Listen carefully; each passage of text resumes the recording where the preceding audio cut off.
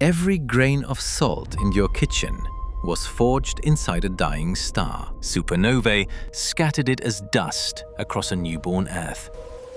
Then rain stripped it from the inland soil and washed it into the sea. The coasts stayed healthy. The interior began to starve. One missing element would cripple a generation, then quietly make it smarter.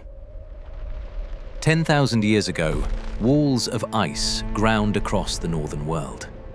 As the glaciers retreated, they scraped away the ancient, mineral-rich topsoil. Then, millennia of rain leached out what little iodine remained. Gram by gram, it washed downhill, downriver, and into the ocean. The sea grew rich with it. Seaweed, fish, and shellfish drank it in. Coastal people ate from that sea and never knew they were protected. 2,000 years ago, Chinese physicians already prescribed seaweed for swollen throats. They had no word for iodine. They only knew the ocean healed. But far inland, in the mountains, the emptiness compounded for generations. In alpine valleys, whole villages grew up bent beneath it. Children were born deaf, stunted, cognitively broken, and no one knew why. The villagers called it fate. It was geology. The Great Lakes were carved by the same ice that scraped the Alps.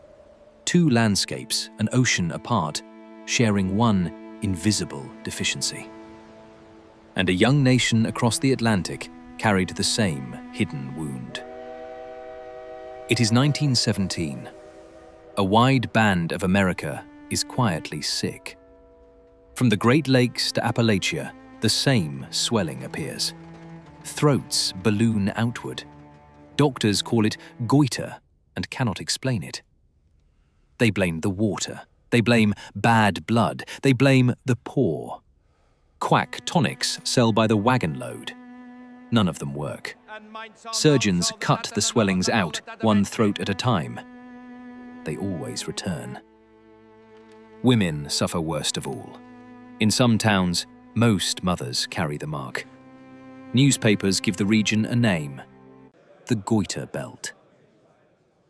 Then America enters the Great War, and the draft boards open. In one Michigan county, nearly a third of men are unfit to serve. Collars will not close. Uniforms will not button. The stamps keep falling. It looked like a plague. It was an absence. But one pathologist had already found the cause. In dogs. Akron, Ohio, 1917. A pathologist named David Marine has a theory. Walking to work, he had seen dogs with the same swollen necks. For a decade, he has tested it, in brook trout, in sheep, in dogs. Starve a thyroid of iodine, and it swells. Feed it, and it calms. The missing element, he believed, was iodine, starved from the soil. But most doctors were certain that iodine was a poison. Prescribed recklessly a century earlier, it had burned patients before.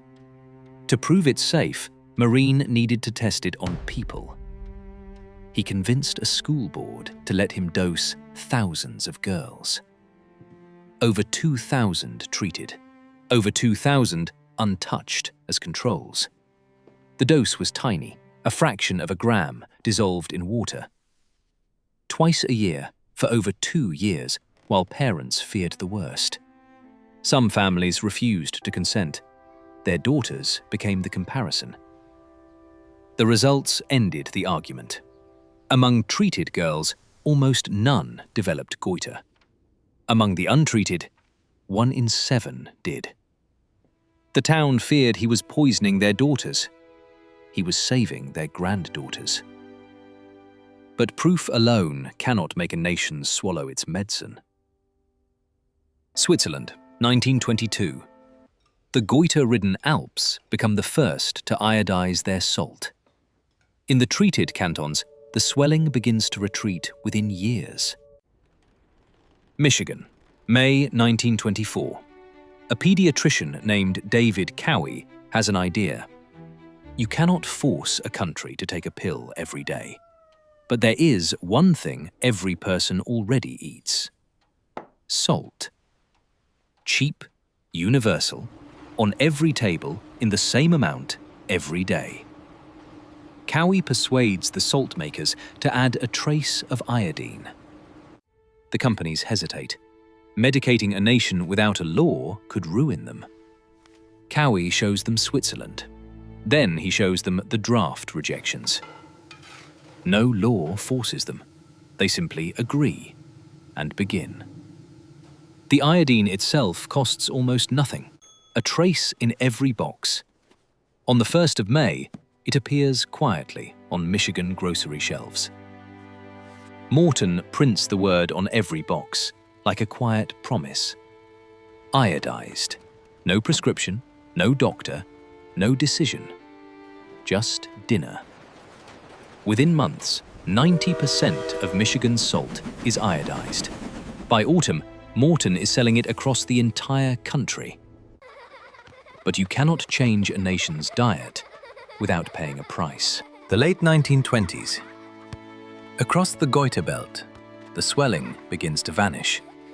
Children grow up with smooth throats in towns that once expected sickness.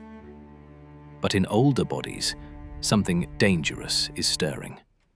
For decades, their starved thyroids had grown huge, knotted, and strange. Now, the sudden iodine wakes them, and the dormant glands surge. Racing hearts, wasting bodies. The strain kills several thousand older Americans. No one is charged. No one is blamed. Almost no one connected. The same box that saved the children was killing some of their grandparents. They were the generation the salt came too late to save. The miracle was real. So was its cost. If stories like this grip you, subscribe. The strangest part is still coming. Because the salt's true effect would stay hidden for 90 years. The present day. 3 economists open records no one has touched in decades.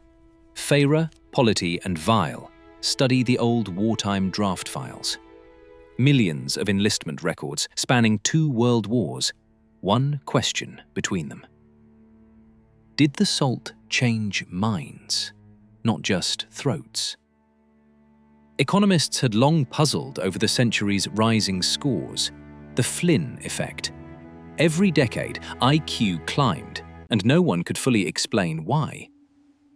They compare men raised before iodization with men raised just after. Same towns, same families. Only the salt box differs.